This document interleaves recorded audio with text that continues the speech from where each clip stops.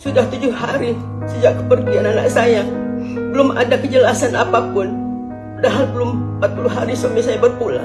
Tangis Ibu Bribtu Anumerta Galib minta bantuan Hotman Paris, pertanyakan pelaku penembakan anak. Suryalina, Ibu Bribtu Anumerta M. Galib Suryaganta, salah satu polisi yang gugur tertembak saat penggerbekan judi sabung ayam di Waikanan, Lampung meminta bantuan hukum kepada Hotman Paris.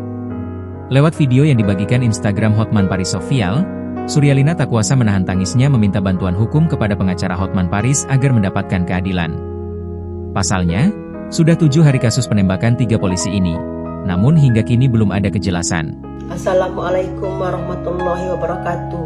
Kepada yang terhormat Bapak Hotman Paris, saya Suryalina, ibu dari Bribtu Anumerta M. Galib Suryaganta SH, anggota yang gugur pada penggerbekan judi sabung ayam di Waikanan. Dengan ini, saya memohon dengan sangat kepada Bapak Hotman Paris untuk membantu kami agar kami mendapatkan keadilan seadil-adilnya dan hukum yang seberat-beratnya.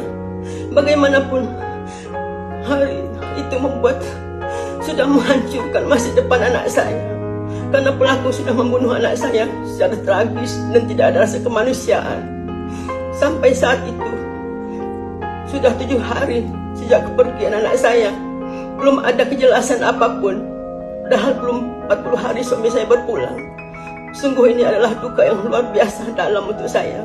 Dengan ini saya memohon dengan sangat kepada Bapak Hotman Paris untuk membantu kami agar kami mendapatkan keadilan seadil-adilnya dan hukum yang seberat-beratnya, sambungnya. Suryalina semakin tak kuasa menangis karena baru berduka setelah kepergian suaminya, kini ia harus kehilangan anak bungsunya yang tewas tertembak. Lina mengaku duka yang dialaminya sungguh luar biasa kehilangan 2 orang tercintanya.